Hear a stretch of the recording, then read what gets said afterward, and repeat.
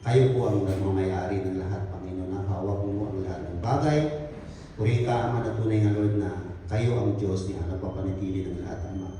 Kayo ang sustainer, kayo po ang nagpapalakad ng lahat ng bagay, Ama. Kaya purihin ka, Panginoon, Ama, na tunay nga, Panginoon, na karapat-dapat kang purihin, sambahin, Panginoon, Lord, sa buhay po namin, Ama. At salamat, Panginoon, Lord, sa nagdang araw, Ama. Salamat po, Ama, sa pag-ingat mo sa buhay po namin. Salamat, Lord, na kayo po ang patuloy na nag-sustain ang aming buhay. Kayo po ang patuloy na ibibigay po sa amin, Lord, ang aming mga pangailangan sa buhay po namin, Ama. Higit sa lahat, Panginoon, sa spiritual na buhay, purihin ka, Ama, na tunay nga, Lord, na kayo ang Diyos na patuloy na nagbibigay po sa amin, Panginoon, kaunawaan po, Panginoon, yung mga salita. Salamat, Lord, na patuloy mo kaming binibigyan, Panginoon, ng pagkaunawa, na patuloy mo kaming binibigyan ng patuloy na pag-asa, Panginoon, Ama, na patuloy kami magtiwala, Panginoon, sa iyong mga salita, Ama. At higit sa lahat, Panginoon, Lord, salamat, Panginoon, sa oras na ito na pinagkaloob mo sa amin upang i-celebrate po namin, Panginoon, ang iyong karawan, Ama. Salamat, Lord, na tunay nga, Panginoon, Ama, na sa araw, Panginoon, Lord, ikay bumaba, Panginoon, sa mundong ito. Tunay nga, Lord, na bagamat ikay po'y hari, sinasamba sa kalangitan, tunay nga ikay po'y nagpakababa, Panginoon, Ama. Tunay nga na inubad mo ang iyong pagka-Diyos, Panginoon, upang kami abutin, Panginoon, upang kami magkaroon, Ama, ng kaligtasan, Ama. Kaya salamat, Panginoon, sa biyang ito. Tunay nga, Panginoon, na nakakabuti mo sa buhay po natin na sa iyong pag-ibig, Ama. At Lord, bago kami umayo, Panginoon, sa oras nito, kami po'y humingi po na paglinis po ng aming mga nagawang kasalanan, Lord. Tunay nga na madalas na kami po'y nakukulang, Panginoon, na nakakasala, Panginoon. Marami kaming hindi nabibigay, Panginoon, sa iyo. Kaya, Lord, sa oras na ito, Panginoon, bago kami umayo, kami po'y humingi po ng paglilinis po upang sa ganun kami karapat-dapat, Lord, na magpuri, Panginoon, sa oras na ito, Ama. Kaya dalayan po namin, Panginoon, ang aming gawain, Lord, na kayo po nawa ang buhat ng lubay, higit sa lahat, Panginoon, sa mensahero, Panginoon, na gagamitin mo, Lord, na kayo po nawa ang magbigay sa Lord ng karunungan na kagaling sa iyo, Panginoon, Lord, na may bayad niya, Panginoon, na makaisimplihan, Panginoon, na gusto kong parating, Panginoon, sa amin. At maging, Panginoon, kami kung magiginig, dalayan po namin, Panginoon, Lord, ng mga salita. Nawa ito po'y tumimo sa aming isipan, sa aming puso. Nawa ito po'y makita sa buhay po namin bilang mananampalataya, Lord. At maging Panginoon, lahat po nang gagamitin mo, na kayo din po ang patuloy magbigay sa kanila ng kalakasan, karunungan, Panginoon, upang sa kanila ay mas lalo pa namin, Panginoon, matakila, Panginoon, sa oras na ito, Ama. Kaya salamat, Panginoon, nawa sa aming pagtindi po ito, ikaw po nawang aming may taas at matakila. In Jesus we pray. Amen. Amen.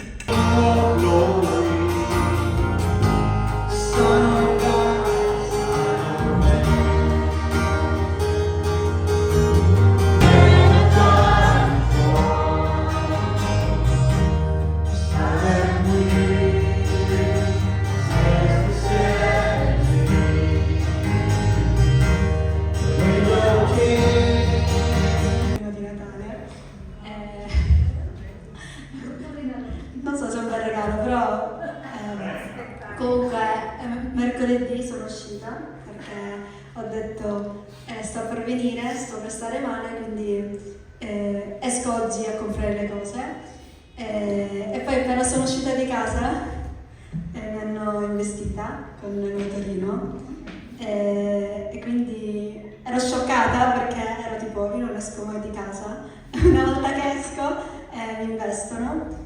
Però ringrazio il Signore perché diciamo sono caduta bene, sono caduta tipo a 4 zampe e almeno non mi sono colpita la testa perché sono diventata più stupida perché comunque poi almeno non sono ferite grandissime e comunque non lo sento tanto nel corpo, riesco a muovermi tanto e quindi lo ringrazio per questo e poi generalmente lo ringrazio perché comunque visto che è fine dell'anno quest'anno mi ha dato tante cose, più diciamo mentalmente, spiritualmente.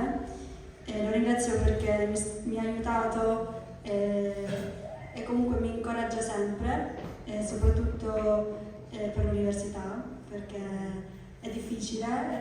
È dal secondo anno che proprio non ce la faccio più, però lo ringrazio perché comunque sto continuando e perché mi aiuta sempre.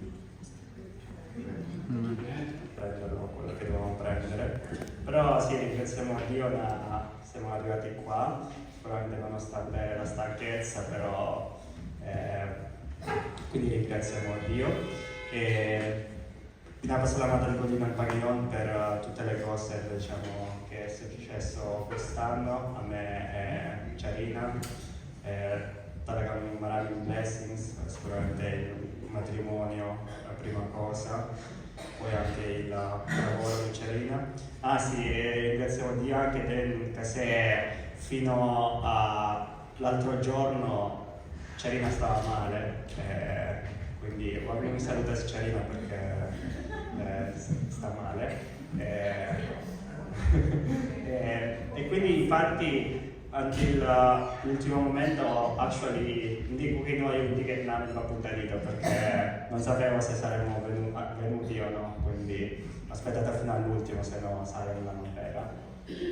Però appunto siamo riusciti a venire qua anche perché comunque è da tanto che comunque di noi non ci la mamma e papà qui e sicuramente è bello anche passare il Natale qui a Catania.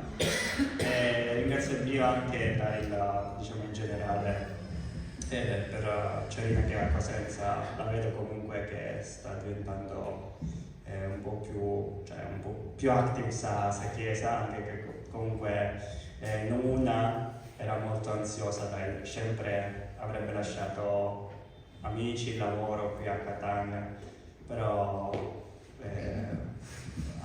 ha trovato il suo gruppo Charina a Cosenza, più grandi, però abbiamo trovato un gruppo, quindi si trova abbastanza bene.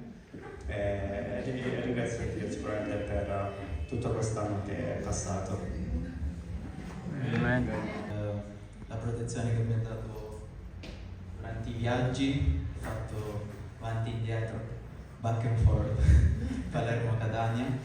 Lo ringrazio perché è da tanto che non vengo qua.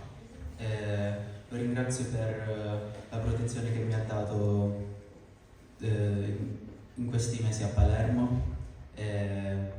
Avevo fatto una testimone a cosa a Palermo e ho detto che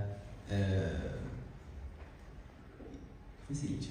Isa sarà con in studio. Ho detto che avrei chiuso lo studio perché ho visto che Mahirap talaga come si dice?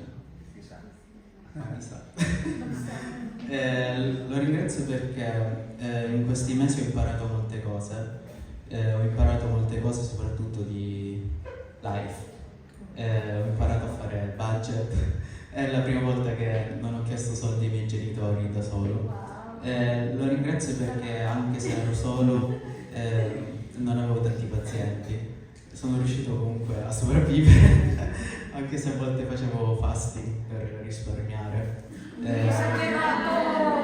Non facevo... No, davvero, a volte non mangiavo perché non volevo disturbare i miei genitori. Quindi facevo sempre... come si dice? Mangiavo con Alison, oppure scroccavo KFC. Cercavo di fare sempre budget per risparmiare, ma keep-on. Però alla fine non sono rimasti soldi.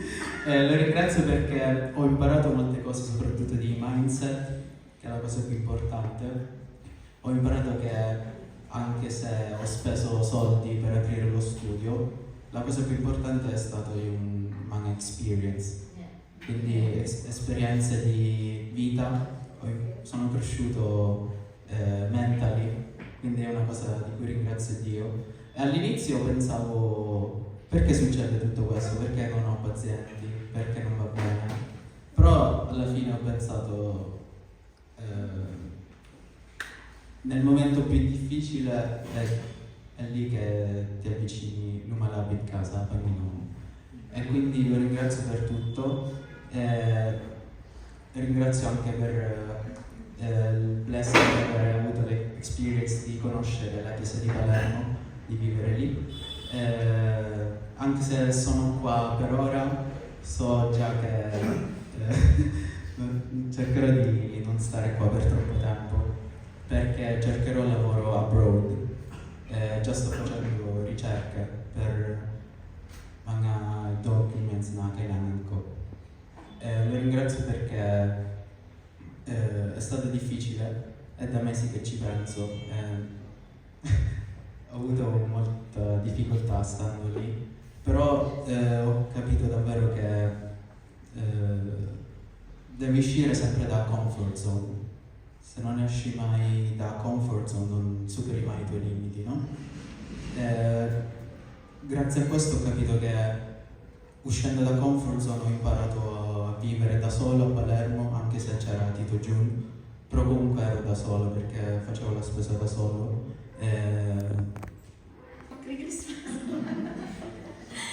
Dalawang pamilya na lang kami, yung family pastor June, saka yung sa amin. Kaya sabi namin, saan tayo? Eh kung dito tayo sa Messina, kung hindi darating yung mga dating hindi tayo lang naman, sabi namin. Kaya nag-desisyon kami na dito na lang kami sa inyo. Kaya salamat sa Panginoon sa kanyang biyaya. Alam po namin na may plano ang Diyos kung bakit lahat ng bagay nangyayari sa piyesa, sa pamilya, sa personal na bagay. Salamat sa Panginoon dahil may itinuturo sa atin. Kaya masaya kami kahit kukunti kami na at least kasama namin kayo na mag-celebrate sa Pasko nito. Kaya salamat sa Panginoon sa kanyang great love, mercy and grace sa nagtaon-taon.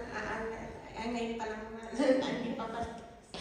Sa patuloy na gabay at tulong niya sa amin, sa aming pamilya, tunay nga sabi ni Julian nga pagdating sa yung mga anak natin, ilang mga nanay, talagang mahirap. Kaya din yung anak ko na marami ding naranasan, ang mga lahat yata ng mga trabaho pinasukan niya, maraming hirap din. Kaya sabi ko, Lord, ikaw na lang ang bahala sa kanyang futuro. Dahil sabi ko, kung hindi ka makahanap ng laboro dito, mag-ano ka ng experience, pupunta ka na lang sa Canada. Ako na nagtutulok na pupunta doon. Pero sabi ni Pastor, oo, pupunta doon. Pero yung kiyesa, sabi niya, alam mo naman na kako na ang Panginoon naman ang nagbibigay ng tunay nga nagbabalak tayo, pero ang Panginoon pa rin ang nagpapatupad. Tunay nga pagdating sa mga anak, marami tayong plano, mga expectation natin na hindi natutupad, talagang mahirap. Pero alam ko na ang Panginoon na lang ang bahala sa kanila. Pero din guys, yung sa Samuel na malaging nagkakasakit, magmula nung sa Husen, sa 2 linggo na hindi pumasok sa school. Ganon din sa akin magmula nung pagkatapos ng Kosensa, parang araw-araw akong nilalagyan. Sabi ko, alam ko ng Panginoon ang kontrol ng lahat ng bagay. Kaya salamat sa Kanya, yung patuloy na pag-provide na aming pangangailangan sa buhay, hindi lang sa mga material, physical, financial, higit sa lahat sa mga spiritual na bagay. Salamat sa yung mga ministry na pinagkaloob ng Panginoon sa amin, sa lahat yung araw-araw na prayer devotion namin sa umaga. Ito ang magbibigay sa akin talaga ng kalakasan spiritual na magpatuloy in spite sa mga pagsubok, problema na ating mararanasan. Salamat sa Panginoon sa kanyang gabay at tulong at maging ang mga mahal namin sa buhay sa Pilipinas at sa ibang parte ng mundo. Kaya nawang sa susunod na taon, dinadalain ko na nawang masige pa po ako gamitin ng Panginoon na naman sa kanyang kalooban. Ganun din ang aking pamilya. Purihin ng Panginoon. Amen. Magtiwala lang tayo sa Panginoon sa lahat ng mga nangyayari sa ating buhay, no?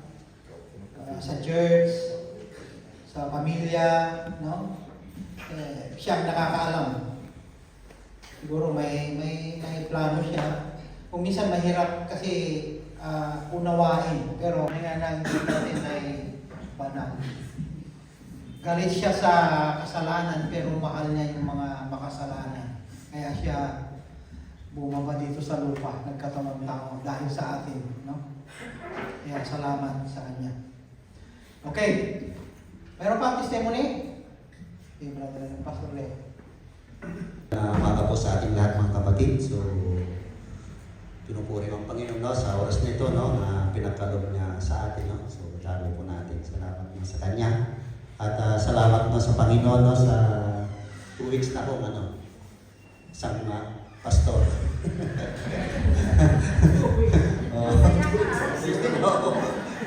Dahil lang pala. So, dahil magkawag na pastor. At salamat na sa nagtang araw, no. So, halos 1 week akong na nagkasakit, no. Karoon ng walang worship. Pero nagtatrabaho pa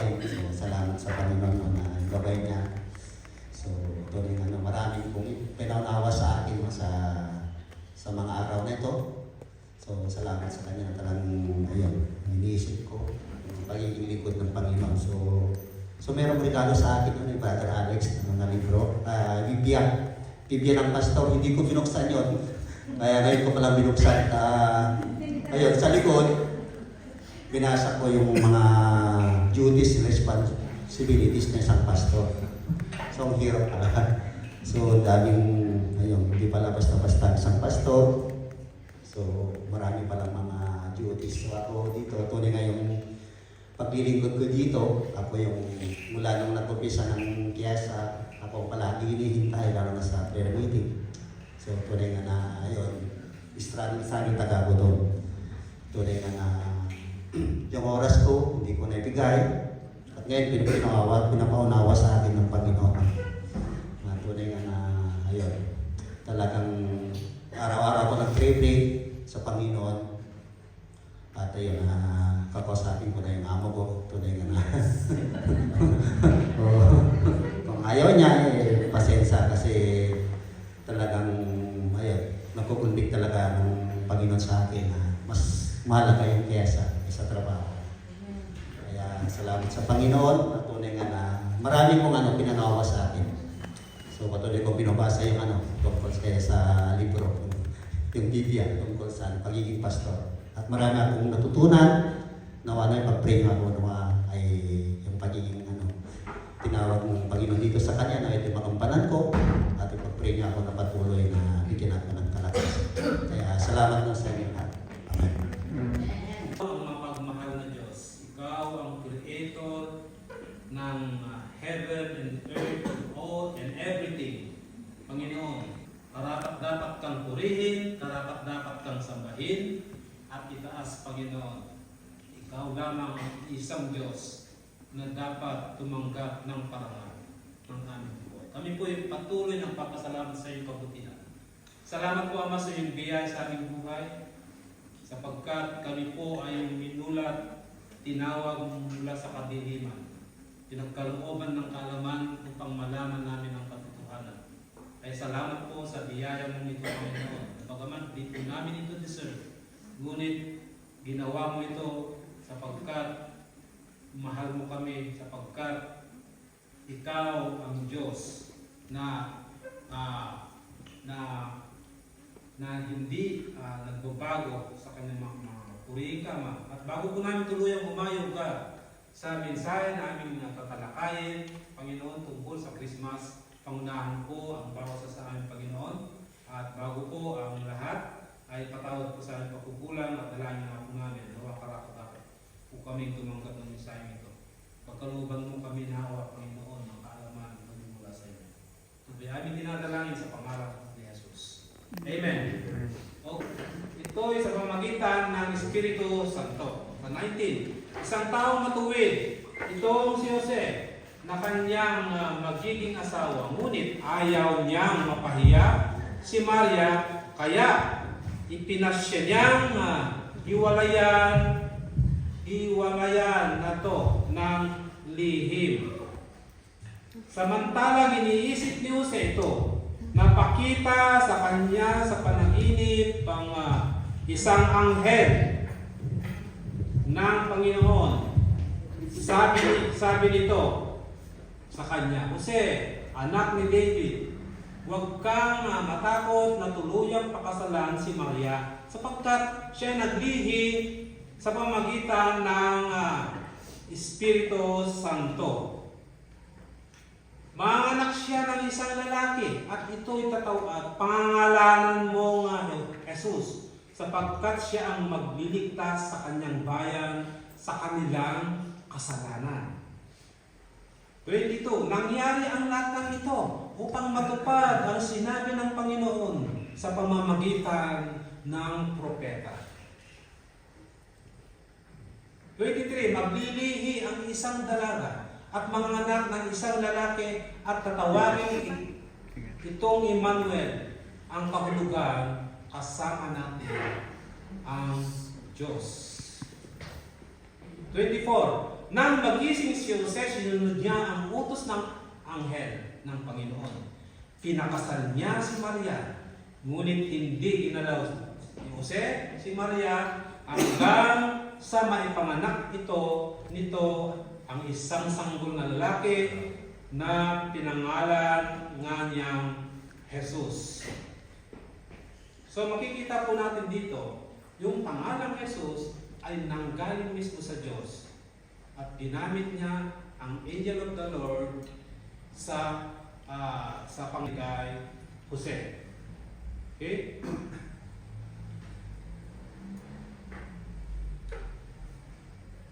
So, who is Mary? Where did she live? So, itong istorya ito tungkol sa pag-ibig. So, yung binasa natin po, makikita natin na nung una, hindi na unawaan ang boyfriend ni Maria. Okay? So, itong si Jose, mga kapatid, ay isang matuwid na tao. Pinangungunahan po siya ng Diyos. Ibig sabihin, tinalulugdan siya ng Diyos. Pinili siya ng Diyos, hiniraw siya ng Diyos. Okay? So, nung nalaman niyang nabuntis, nagkalang tao si Mary, nalaman niya. Wala siyang sinabing anuman. Hindi siya nagchismis sa mga tao. Ang ginawa po niya, hiniwalayang sikreto. Ano ibig sabihin nun? Umalis sa kanyang lugar at pumunta sa ibang lugar. At ito hindi nagpaalam kay Maria. Ito ginawa niya, sikreto.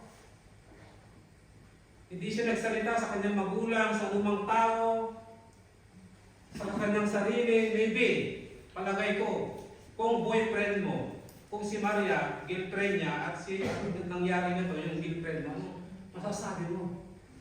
Siyempre, isipin mo na nabuntis siya sa ibang lalaki. Meron siyang iba. Di po ba? Yun ang talagang mangyayari sa atin. Isipin ng di ba? Pero sa Jose, hindi. Nagtataka lang siya, sinikreto siya. Hindi niya tinismis, hindi niya sinabi. Bagamat, nagkaroon siguro sa lugar na yon, nagkaroon ng chismis tungkol sa pagkabuntis ni Mary. I'm sure. Diba?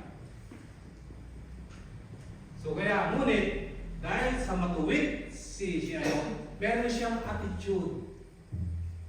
Si Joseph na galing sa Diyos. Okay? So makikita natin, ay nagpasensya siya. Ginawa lang na niya ay umalis. Ngunit, isang gabi, sa kanyang panaginip, nagpakita ang angel of the Lord, kinausap siya, kasi, huwag ka matakot. Napakasalan si Maria ang iyong girlfriend na maganda at bata sapagkat hindi siya nagkaroon tao na magitan na lang isang lalaki. Dahil ito'y nagbuntis sa pamagitan ng mga Espiritu Santo. Amen? Yun po ang nangyari. And then, nakinig naniwala si Jose, and then, umuwi siya, pinakasala ang kanyang girlfriend. Ngunit hindi niya ginalaw to na hanggang sa hindi siya may panganak ang bata. Okay? So, pinaliwanag niya ang nangyari. So, naiintindihan niya na siya ay miracle ang nangyari sa kanyang girlfriend. Kaya matuwid siya. So, saan sila nakatira? Saan nakatira? Si Mary sa Nazareth. Sa Nazareth. Taga Nazareth si itong dalawang ito. She was 13 to 15 years old. Batang-bata, di ba? Dito sa atin, kapag meron kang anak na dalaga, hindi po pwedeng makipag-boyfriend. Pero hindi, ito ang pinili ng Diyos. Bata, virgin, walang experience, Kristyano. Okay? So, pinili siya. So, bakit si Maria pa ang pinili? Napakadaming babae sa mundong ito, pero si Maria ang hinirang ng Diyos, pinili ng Diyos na siya ang magiging instrumento, maging mother ni Jesus Christ para natin panganak ang ating tagapagligtas. Amen? Kahit sino babae na gusto ng Diyos, kaya si Mary ang pinili ng Diyos. Yun po ang nangyari sa history. The birth of Jesus Christ. Mary conceived through the Holy Spirit. So maliwanag sinasabi dito sa ating text. The angel of the Lord appeared to Mary in a dream. Para ano? Para sabihin ang mensahe ito para sa kanya. To encourage her and to give the name Jesus. Siyempre, ito ang pangalan niya, ang iyong buntis, ang iyong isisilang, sabi ni Joseph. Ito ang sinabi ng angel. Kaya sumunod yun si Mary, siyempre sinabi rin sa kanya, encourage ng angel, itong dalawang ito. Where did Mary give birth a son and what month or date? So, nun importa yung date, yung panahon na ito, taglamig, yun po, saan bang lugar? In Bethlehem during the reign of Herod, King Herod. Bethlehem.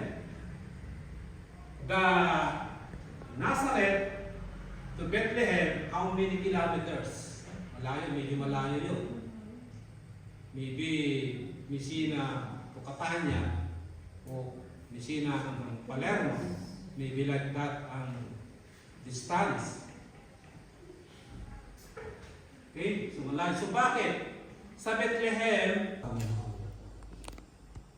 you are God, Panginoon. The invisible God.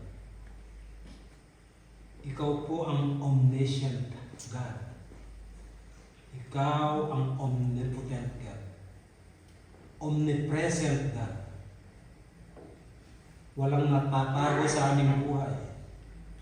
Nalalaman mo ang lahat. Pati ang aming puso't isipan, alam mo ang mga laman nito, Panginoon. Sapagkat omniscient ka. Ikaw ang Diyos na may kontrol ng lahat ng bagay. O Lord, karapat-dapat kang purihin. Kami nagpapasalamat sa umagang ito sapagkat pinagkalooban mo kami ng grace upang malaman, upang maniwala, manalig sa iyong buktong na anak na nagkatawang tao upang ialay niyang kanyang buhay para sa amin, Panginoon. O God, tunay nga Panginoon, ikaw ay humble maging sa pagkapanganak, Panginoon. Pinakita mo kung gaano ka kahambol. Na tunay nga ito pinapakita mo sa aming buhay. Tulungan niyo kami, Panginoon, na maging humble din, Panginoon, katulad niyo. Sapagkat nalulugod ka sa mga mapagpakababa. O God, tulungan niyo kami sa aming mga kahinaan habang kami narito sa mundong ito. Tulungan niyo kami na maibigay namin ang aming sarili sa paglilingkod sa inyo. Patawarin mo kami sa aming pagkukulang, Panginoon. Maraming beses, Panginoon, kulang kami. Nagkulang kami sa pagbibigay ng time, pagbibigay ng paglilingkod sa inyo. Patawad po, tulungan niyo kami, Panginoon, sa mga struggle sa buhay. Nawa, patuloy mo kaming gamitin, Panginoon Diyos, sa mga taong hindi pa nakakilala sa inyo. Tulungan mo ang bawat isa, Panginoon, na maging matatag sa anumang pagsubok na dumarating sa aming buhay. Sana manatili kami, pagkalooban mo kami, Panginoon, biyaya nito, na kami po ay makapanatili habang kami nabubuhay sa mundo nito. Maraming salamat po, Ama. Purihin ka ang lahat ng ito. Ito ay aming dinadalangin sa pangalan ni Jesus. Amen.